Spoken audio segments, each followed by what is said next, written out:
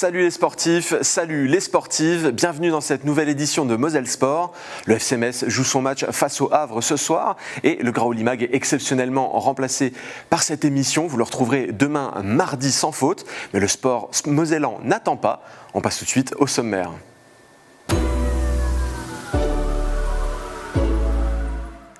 Le TFOC a malheureusement perdu son derby face à Mulhouse. Nous reviendrons sur cette rencontre, mais aussi sur ce qui attend l'équipe de Romain Pitou jusqu'à la fin de la saison. Ensuite, nous irons du côté du Sarrebourg Moselle Sud Handball qui prépare son match de ce week-end face à Cherbourg et qui vient d'officialiser une nouvelle prolongation. Et enfin, nous irons prendre des nouvelles d'Hugo Humbert, notre tennisman mosellan favori, qui reprend des couleurs malgré son élimination à Indian Wells. Le sommaire vous plaît? On remonte les chaussettes et c'est parti pour notre pastille TFOC.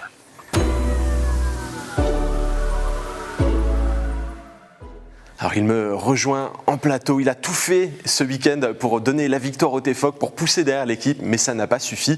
Arnaud Desmerlet avec moi, comment ça va? Très bien, bonjour Mathieu. Bonjour Arnaud. Alors ce match face à Mulhouse, on en attendait beaucoup, on s'attendait à quelque chose de relativement accroché. Le TFOC a fait ce qu'il pouvait avec ses armes, mais ce n'était pas forcément une mince affaire. C'était le troisième match consécutif contre un cadre de la Liga féminine. On se souvient que le TFOC s'était incliné assez nettement 3-7-0 contre le Vollero Le Canet. Après, il y avait eu la victoire surprise dans le bon sens, puisque les joueuses de Romain Pitou s'étaient imposées 3-0 chez le leader nantais. Donc on ne savait pas forcément sur quel pied danser. Est-ce qu'on allait retrouver l'équipe du TFOC plutôt séduisante que l'on avait vue en Loire-Atlantique, ou cette équipe un petit peu plus en difficulté à domicile, cette équipe qui a longtemps été invaincue au sens de Terreville et qui est actuellement un petit peu dans le creux de la vague, puisqu'avant le Vollero Le Canet, il y avait également la défaite contre le Pays d'Aix-Venelle, et malheureusement contre Mulhouse, on a vu tout simplement la supériorité de cette équipe alsacienne qui marche littéralement sur l'eau. En 2023, 11 matchs, 10 victoires, 1 défaite. C'est l'équipe en forme. On a vu vraiment la différence par rapport au match aller. Dans le premier set, il y a eu une très grosse bataille, ça s'est joué à peu de choses. Le TFOC aurait pu réussir à le prendre ce premier set, mais Mulhouse était plus solide. C'est le seul set où vraiment le TFOC a fait la course en tête, puisque c'est vrai que dans le deuxième, troisième, quatrième set, ça n'a pas été le cas. Mais dans celui-ci, en tout cas, c'est vrai que le TFOC a été vraiment omniprésent. On a vu une équipe généreuse, solidaire, comme d'habitude, j'ai presque envie de dire. Malheureusement, sur la fin de ce set, c'est vrai que cette équipe de Mulhouse, elle a fait parler son expérience, sa puissance, son intelligence de jeu autour de sa joueuse avec le numéro 1, Hélène Rousseau, la Belge. Donc cette équipe de Mulhouse était tout simplement plus forte sur ce premier set et sur l'ensemble du match. Alors tu l'as un petit peu teasé, le deuxième set. Le TFOC est loin de faire la course en tête, justement. Il est même mené 16-20 et il a vraiment fallu renverser la tendance, aller puiser dans les réserves, peut-être trop pour l'emporter et égaliser en début de rencontre. Je crois même qu'à un moment donné, il y a 5 points d'écart au milieu de cette deuxième manche. Le TFOC est derrière et c'est plus Mulhouse qui se saborde dans ce deuxième set plutôt que le TFOC qui va le chercher, puisque c'est vrai que le TFOC va revenir assez facilement dans ce deuxième set à cause, ou grâce plutôt, à des fautes inhabituelles justement de cette équipe alsacienne. Le TFOC va en profiter effectivement pour remporter ce deuxième set alors qu'il était vraiment mal embarqué. Et ensuite dans le troisième et le quatrième, là il n'y a plus vraiment de combat. Finalement le TFOC est vraiment dominé dans cette partie de la rencontre. Est-ce que c'est la fatigue accumulée? Est-ce que c'est un manque de banc, le manque de ressources nécessaires pour renverser le match? Qu'est-ce qui s'est passé à ce moment-là? Alors c'est vrai que Romain Pitou, tout de suite, lors de l'interview d'après-match, a mis en avant le budget de cette équipe de Mulhouse, qui est l'un des gros bras, il faut le rappeler, champion de France en 2021, finaliste encore la saison passée, qui vise le titre. Et effectivement, c'est pas le même budget, avec une profondeur de banc, pour répondre à ta question, Mathieu. Et il y avait une absence de marque dans cette équipe mosellane, puisque la Canadienne Alicia Ogoms s'est blessée quelques heures avant cette rencontre, et c'est vrai que c'est une joueuse importante dans le collectif de Romain Pitou, et son absence s'est faite ressentir, puisque déjà c'est Aminata Dia qui a joué au poste de centrale. Aminata Dia, c'est une joueuse de 20 ans qui est arrivée l'été dernier en provenance de France Avenir 2024. Elle n'est pas forcément habituée à jouer ces gros matchs, même si elle a vraiment pas démérité, je tiens à le préciser, lors de ce match, mais on a vu vraiment la différence avec Mulhouse. Quand je parlais d'Hélène Rousseau sort, c'est la franco-suédoise Hack qui rentre. Elle peut jouer dans n'importe quel club. Là, elle est remplaçante. Hélène Rousseau, c'est l'une des meilleures joueuses du championnat. Financièrement, elle vaut 4 joueuses du TFOC. Donc, on voit que c'est pas du tout, comment je pourrais dire, la même adversité. Les deux équipes, les deux clubs ne boxent pas dans la même catégorie. Et sur ce match, ça s'est ressenti, surtout à cause de la profondeur de banc. Je te propose de jeter rapidement un œil au classement de cette Ligue AF, puisqu'il n'y a pas de drame avec cette défaite, c'est pas une catastrophe. Le TFOC est 6e, reste au contact du Canet qui a perdu au VNVB. Ex-Venelle qui s'est incliné 3-2 face à Saint-Raphaël reste à bonne distance, et Cannes défait à Béziers ne remonte pas non plus. On peut enchaîner avec le calendrier qui va attendre le TFOC, puisqu'on est à 4 matchs de la fin de saison régulière. Il y aura d'ailleurs demain le fameux match à rejouer face à Marc-en-Barœul et un déplacement à Cannes, la réception de Chamalières et enfin un voyage à Saint-Raphaël. On va sortir la boule de cristal, mais comment est-ce que tu vois le TFOC à la fin de ces 4 derniers matchs ? Alors c'est vrai que ce derby du Grand Est a été un tournant charnière, puisque le TFOC avait l'opportunité vraiment d'accrocher encore une fois le bon wagon. Là, on sent cette équipe un petit peu décrochée, puisque finalement, certes, il y a ce match bonus contre Marc-en-Barœul, mais devant, ça avance très vite. Bonus ou malus, attention. En plus. C'est vrai que là, à l'heure actuelle, il y a 7 points de retard sur les 4 premières équipes. Il y a finalement que le Canet qui est devant, et le Canet a d'une part un calendrier plus abordable, et puis le Canet ne va plus lâcher de points, même si la défaite sur le parquet ce week-end du VNVB n'était pas forcément attendue, même si le VNVB s'était déjà imposé au match aller. Donc c'est vrai que c'est compliqué pour le TFOC. Il reste 3 journées pour Cannes et Pays d'Aix-Venelle qui sont respectivement à 6 et 7 points. Ça devrait le faire. Donc finalement, je pense que le TFOC va finir à la 6e place. Alors c'est vrai que c'est un petit peu la place, la plus mauvaise place, puisque normalement les 5 premières places sont qualificatives pour la saison prochaine pour une Coupe d'Europe. Maintenant, j'ai fait mes petits calculs d'apothicaire. Est-ce que 6e, ça serait pas si mal dans la perspective des playoffs ? Encore une fois, tu me demandes de jouer Madame Irma, donc je le joue à fond. Fais-toi plaisir.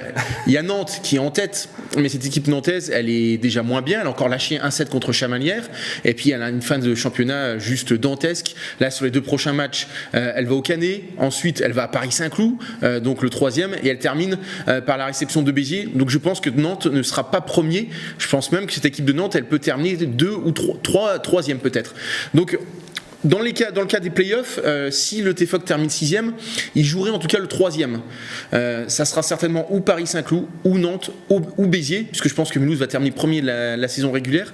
Donc ces 3 équipes, même encore une fois, si c'est de la science-fiction, ce sont 3 équipes qui réussissent plutôt bien au TFOC, puisque ces 3 équipes ont perdu la double confrontation face aux joueuses de Romain Pitou. Et en cas de qualification, le TFOC jouera en demi-finale des playoffs, peut-être le 2e. Donc encore une fois, ça peut être Paris-Saint-Cloud, Nantes ou Béziers. Donc peut-être que cette partie de tableau peut-être être plus simple, même si c'est peut-être entre guillemets pour le TFOC pour aller loin dans ces playoffs. En tout cas, j'y crois, mais à condition qu'il n'y ait pas de blessés. Alors avant les playoffs, on aura l'occasion de retourner au 111 de Terville. Ce sera le 25 mars pour le match face à Chamalières. Peut-être qu'à ce moment-là, on y verra un petit peu plus clair sur la fin de saison et les potentiels playoffs, parce que ce sera une toute nouvelle réalité. Finalement, quand on bascule en mode playoff, c'est une nouvelle réalité qui se met en place dans le championnat. Donc une affaire à suivre, même s'il y a la déception pour le moment de ce match face à Mulhouse. Mais pour l'instant, je te propose de changer de balle. On va aller voir ce qui se passe du côté du Sarrebourg-Moselle Sud Handball, qui prépare un match ce week-end, mais aussi la saison prochaine.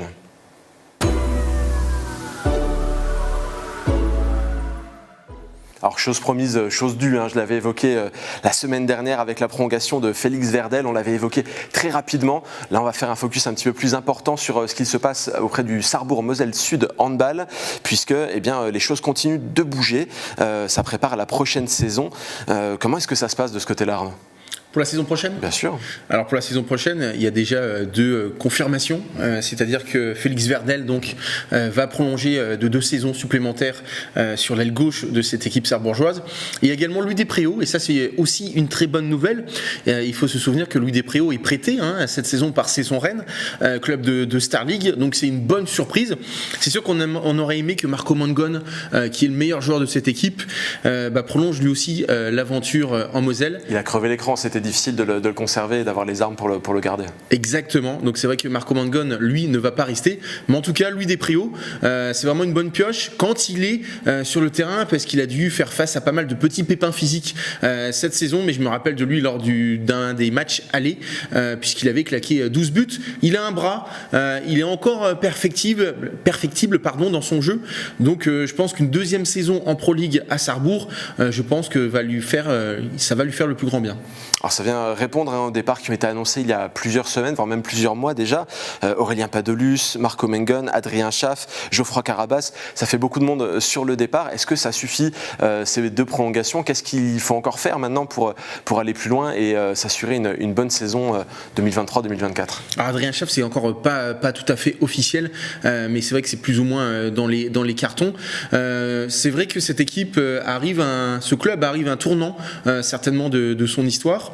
Il a réussi 2 maintiens vraiment sur le terrain, sportivement. On se souvient que la première année c'était différent. On sent qu'il se passe quelque chose avec Arnaud Calbry. Alors est-ce qu'Arnaud Calbry va prolonger son aventure en Moselle? Ça, c'est une autre histoire. C'est un gros point d'interrogation, ça. Le coach, c'est très important. Oui, effectivement, c'est lui finalement le chef d'orchestre. Donc à voir. Je pense que au sein de l'état-major de ce club sarrebourgeois, on sait déjà ce qu'on va faire. Je pense qu'on devrait en savoir plus dans les prochaines semaines. En tout cas, au niveau de l'effectif, effectivement, je pense que ça va être plutôt le grand remue-ménage, même s'il va y avoir un petit peu des prolongations. Il y a pas mal de joueurs qui sont quand même avec l'état d'esprit sarrebourgeois, qui aiment ce club et qui ont envie de rester. Je pense à Maxime Postal, à Samy Douché. Je ne les vois pas ailleurs qu'à Sarrebourg. Mais après, on ne sait jamais. Ils peuvent être aussi attirés par d'autres clubs. Ça fait longtemps qu'ils sont à Sarrebourg. Et avant de penser à la saison prochaine, il faut déjà réfléchir à bien terminer la saison en cours qui avait été très bien commencée. On se souvient d'une très belle série de victoires et puis ensuite ça a été un petit peu plus compliqué comme pour beaucoup d'équipes qui jouent le maintien souvent, puisqu'il faut le rappeler, Sarrebourg joue à l'origine plus le maintien que le milieu de tableau comme actuellement. Et il y a ce week-end un match face à Cherbourg, une équipe qui avait réussi à faire tomber les Yellow Fox en déplacement en novembre, 25-20. À quoi s'attendre pour ce match retour? Je pense déjà qu'il y a un petit esprit de revanche, puisque cette équipe de Sarrebourg est devant au classement. Et c'est vrai que cette équipe de Sarrebourg, elle a envie de bien terminer l'aventure. Cette saison, il s'est passé quelque chose, comme je le disais. Pour le moment, il y a 18 points au compteur. Le maintien n'est encore pas acquis. Il reste 10 journées, donc ça peut aller très vite dans un sens comme dans l'autre. Il reste 20 points en jeu. On sait que le premier relégable, c'est Villeurbanne à 7 points, donc il n'y a que 11 points d'écart. Donc c'est vrai que 11 points, c'est peu et beaucoup en même temps. C'est encore pas officiel, mais ça devrait le faire. On est plutôt confiant. Maintenant, sur ce match de Cherbourg, c'est le début des 5 derniers matchs à domicile. Et je pense qu'Arnaud Calbry, il va fixer un objectif. Je ne suis pas dans les petits secrets, les petits papiers d'Arnaud Calbry, même si, à force de le côtoyer, on s'entend très bien. Mais je pense qu'il a envie de terminer ces 5 derniers matchs par 5 victoires. Parce que finalement, ces 5 matchs, ils sont largement abordables. Il n'y a pas de Cador qui va venir à l'espace Pierre de Coubertin. Il y a Cherbourg, Valence, Bordeaux, Massy et Strasbourg, qui est lanterne rouge et déjà un pied en National 1. Donc je pense qu'effectivement, ces 5 matchs-là sont abordables pour les Yellow Fox. Est-ce que c'est peut-être l'occasion de lancer une nouvelle série? Je l'ai dit un petit peu plus tôt, on se souvient de ces 5 matchs sans défaite qui avaient vraiment fait du bien à tous les joueurs, mais aussi aux supporters autour de ça. Là, les Yellow Fox avaient bien abordé les choses récemment avec la victoire contre Villeurbanne et contre Caen. Et puis, il y a eu une défaite d'un but face à Tremblay qui est venue un petit peu perturber tout ça. Est-ce que là, c'est pas une nouvelle occasion de bien relancer la machine? Alors, je mets quand même un petit bémol sur Tremblay en France. C'est une équipe qui joue le haut du tableau, qui joue la montée en Star League. Donc, s'incliner d'un tout petit but, c'est pas très grave, c'est pas une infamie, même si sur la physionomie du match, il y avait largement moyen de revenir avec au moins un point. C'est plus sur cet aspect-là, je pense, que Arnaud Calbry était mécontent. Mais on sent en tout cas qu'après avoir connu un petit peu le creux de la vague, encore une fois, sur ce début d'année, cette équipe, elle remonte un petit peu la pente. Et effectivement, ce match de Cherbourg, il est important pour permettre, comme je disais, de lancer vraiment le sprint final. Cette équipe, elle n'a pas joué le week-end dernier. Elle a pu se reposer, même s'il y a encore des petits soucis physiques. Lucas Limousin devrait être de retour dans l'effectif. En tout cas, il va se tester cette semaine. Donc j'attends en tout cas une victoire contre Cherbourg. Et pourquoi pas entamer une série, même si les matchs à l'extérieur ne sont pas simples, notamment par exemple des matchs contre Ponto Combo, me semble-t-il. On va regarder un petit peu le classement pour voir comment se situe cette équipe de Sarrebourg en Moselle Sud handball. Et Sarrebourg est 9e. Il y a la possibilité, en cas de réussite, de remonter à hauteur de Nancy et Bordeaux, aux portes du top 6, ou de glisser dans la deuxième partie de tableau avec Massy, Billières et Charbourg, qui sont toujours en embuscade. Même question pour le TFOC, pardon. Quel est ton pronostic, boule de cristal, même si dans ce cas précis, la saison est encore assez longue, il reste 10 journées à disputer? Je pense que l'objectif de Christian Reinhardt et d'Arnaud Calbry est de terminer dans la première partie de tableau. C'est-à-dire dans le top 8, on voit que cette équipe sarrebourgeoise est juste en dessous. Au regard du calendrier à domicile, c'est largement faisable. Et on se dit que le top 6, c'est Caen qui est 6e au classement, détenteur du dernier strapontin donc pour jouer les playoffs, n'est pas si loin. Il y a 5 points d'écart.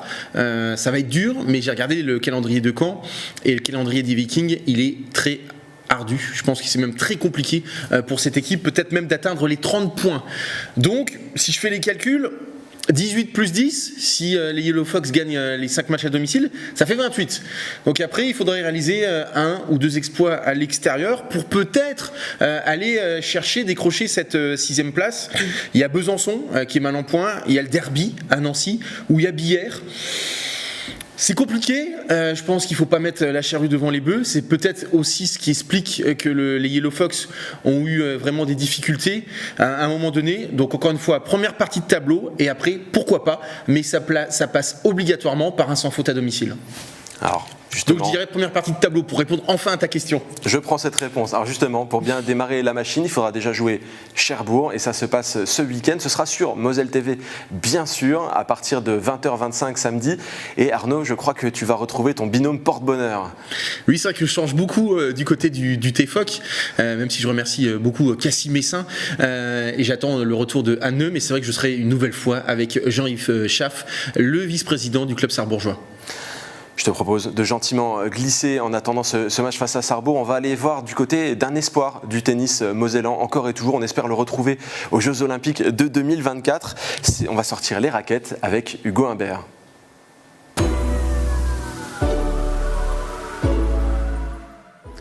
Ouais, tu m'as fait rire parce que Espoir, il est plus si jeune que ça. Il a 24 ans, je crois, Hugo Humbert. On garde quand même beaucoup d'espoir pour lui. Oui. Il a une carrière qui est un petit peu particulière. Il est monté très haut, très jeune, et puis c'est un petit peu plus compliqué, mais il peut encore nous apporter de très belles choses. Et au niveau de l'équipe de France, notamment, il est encore considéré comme un espoir. Il peut encore monter son niveau de jeu. Et effectivement, j'avais envie de faire un focus sur Hugo Humbert. Ça faisait longtemps qu'on n'avait pas évoqué sa saison, sa situation. On l'avait laissé peut-être un petit peu dans le creux de la vague. Lui aussi, il était descendu au-delà de la 150e place mondiale au classement ATP. C'est pas une situation qui était idéale pour lui, lui qui avait été jusqu'à la 25e place, qui était parmi les tout meilleurs.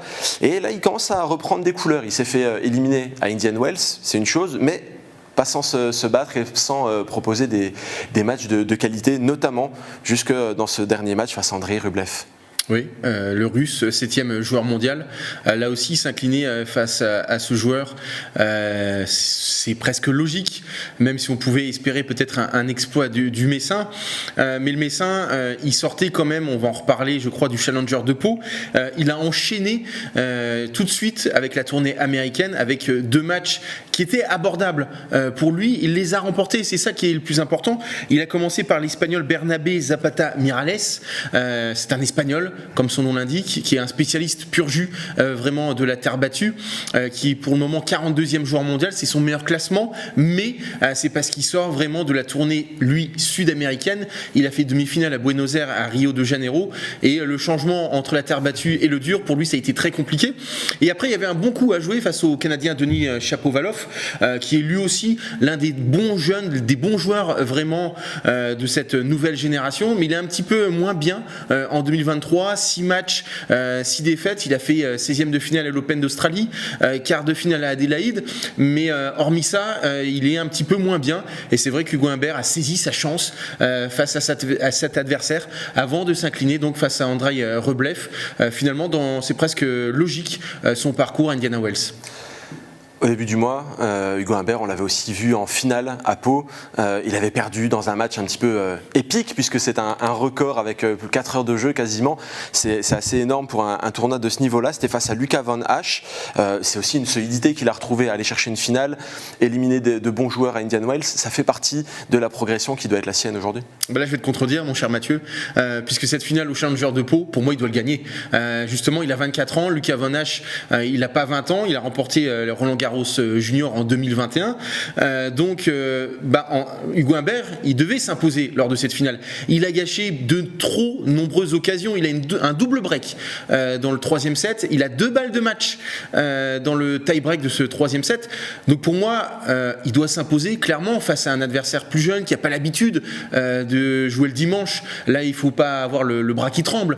Justement, Hugo Humbert, il a le bras qui tremble en finale. Il doit vraiment s'imposer, et j'insiste. Donc lui, il est redevenu solide puisque les résultats sont là. Il a gagné ses 2 matchs de Coupe Davis. Il a fait 16e de finale lui aussi à l'Open d'Australie. Il est plutôt performant à Indian Wells, mais il ne doit pas rater des occasions face à des joueurs comme Luca Van Hache qui est maintenant aux portes du top 100. Donc voilà, oui, il est redevenu solide. Oui, il est sur la porte ascendante. Oui, il reprend le mont de charge, mais il doit faire encore mieux. Alors dans son retour dans de meilleures dispositions, Hugo Humbert, je l'ai dit tout à l'heure, il n'était pas loin de la 160e place. Il avait été 25e mondial. Aujourd'hui, il est aux alentours de la 70e place mondiale. C'est aussi en raison du changement de coach. Depuis quelques temps maintenant, il est coaché par Jérémy Chardy, Thierry Assion. Ça a un rôle, ça, dans son évolution et dans cette nouvelle ère qu'il est en train de se procurer. Ouais, Jérémy Chardy, qui est également le directeur du Challenger de Pau. Donc pour son entraîneur, ça aurait été bien aussi qu'il gagne le tournoi. Mais c'est vrai que Jérémy Chardy, il a une particularité. Il a donc ce costume de directeur du Challenger, entraîneur de Hugo Humbert et encore joueur, puisqu'en début d'année, il était sur l'Open d'Australie. Tout ça pour dire qu'effectivement, Jérémy Chardy et Hugo Humbert s'entendent très bien. Ils se sont vraiment rapprochés lors des Jeux Olympiques de Tokyo 2021, enfin qui se sont déroulés en 2021. Et donc, il y a une vraie amitié qui s'est créée entre les deux hommes. Ça marche plutôt bien. Et surtout, Jérémy Chardy, il lui a redonné la confiance que Hugo Humbert avait perdue au gré de ses mauvais résultats, au gré aussi de ses problèmes avec la Covid-19. Donc je trouve que le binôme marche très très bien. On sent vraiment, encore une fois, qu'il se passe quelque chose avec Hugo et Jérémy Chardy. Donc je pense qu'effectivement le Messin va continuer sa folle remontée parce que sa place c'est clairement pas 160e, 25e, peut-être qu'il était un tout petit peu en sur-régime à l'époque, même s'il a le niveau clairement pour jouer top 30, mais en tout cas pour être top 40, top 50, il a largement les qualités pour y parvenir très rapidement. Surtout qu'il a finalement peu de points à défendre. On parlait de coaching. Hugo Humbert est revenu sur la situation avec son ancien coach, Nicolas Copin, avec qui il continue d'estimer en tant que coach, en tant que personne, mais avec qui les relations s'étaient largement dégradées. On peut dire qu'Hugo Humbert, il est quand même passé par des périodes un petit peu sombres, aussi bien dans son jeu que dans ses relations professionnelles. Ça a été compliqué de revenir quand on avait plongé aussi profond que ça. Oui, mais c'est dû essentiellement, vraiment j'insiste, à cette période de Covid-19. Il a très mal vécu déjà cette période pour la simple et bonne raison qu'il a eu, il a été vacciné après l'US Open 2021 et il a eu des effets secondaires. C'est pour ça qu'il a arrêté quasiment, après le Moselle Open 2021, quasiment sa saison, donc dès septembre. Et puis quand il est revenu en 2022, début 2022, on se souvient, il avait battu Medvedev lors d'un tournoi. Et puis dans la foulée, à l'Open d'Australie, il se fait éliminer au premier ou au deuxième tour et puis contracte à nouveau le Covid-19, ce qui fait qu'il a été dans un cercle un petit peu vicieux. Il a eu du mal vraiment à s'en défaire et il a retrouvé petit à petit vraiment l'envie de rejouer avec Jérémy Chardy.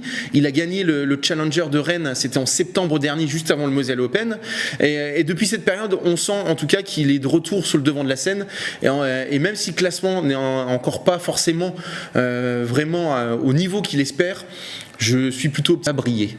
Alors pour finir, cette séquence s'appelle Terre de jeu, c'est pas pour rien, c'est parce qu'on a un très bon souvenir aussi d'Hugo Humbert au JO, à Tokyo, qui avait fait un quart de finale exceptionnel, qui avait surpris beaucoup de monde, qui s'était peut-être révélé aux yeux de certains à cette occasion-là. Est-ce qu'on peut rêver de le voir performer au JO de 2024 à Paris? C'était surtout un huitième de finale quand il avait, on voit les images, joué contre le grec Stefanos Tsitsipas, un joueur qu'il aime affronter. C'est vrai que le maillot bleu lui sied bien, dans la simple et bonne raison qu'il arrive à se transcender. Je disais tout à l'heure qu'il pouvait être pas forcément solide contre Lucas Van Hache. En tout cas, avec ce maillot bleu, pour reprendre un terme qu'on dit souvent dans le jargon, il ne mouille pas. Il est plutôt performant, même si après en quart de finale, il avait perdu contre Karen Khachanov. Alors pour les Jeux Olympiques de Paris 2024, l'équation elle est assez simple. Il faut qu'à une période X, il soit dans les 56 premiers, les 56 premiers joueurs mondiaux. C'est largement dans ses cordes pour y parvenir. Au niveau de l'équipe de France, on voit que c'est hyper serré. Il n'y a plus forcément de locomotive puisque Gaël Monfils est un petit peu en retrait. Gilles Simon et Jo-Wilfried Tsonga sont en retraite. Il y a toujours Richard Gasquet, Arthur Hinderknecht, Benjamin Bonzi, Corentin Moutet, mais je pense intrinsèquement que le meilleur joueur de cette génération, c'est Hugo Humbert. Donc, quand j'enlève évidemment Richard Gasquet qui est un peu plus vieux, donc j'y crois forcément et j'espère évidemment voir Hugo Humbert dans 15 mois aux Jeux Olympiques de Paris 2024. On va continuer à y croire, on va continuer à suivre ses performances de très près en espérant le retrouver aux Jeux Olympiques. Pour le moment, c'est déjà la fin de ce Moselle Sport. La semaine prochaine, on se retrouvera mardi, horaire et lieu habituel. D'ici là, ça se passe sur moselle.tv. Merci aux équipes techniques et d'ici la semaine prochaine, transpirez bien.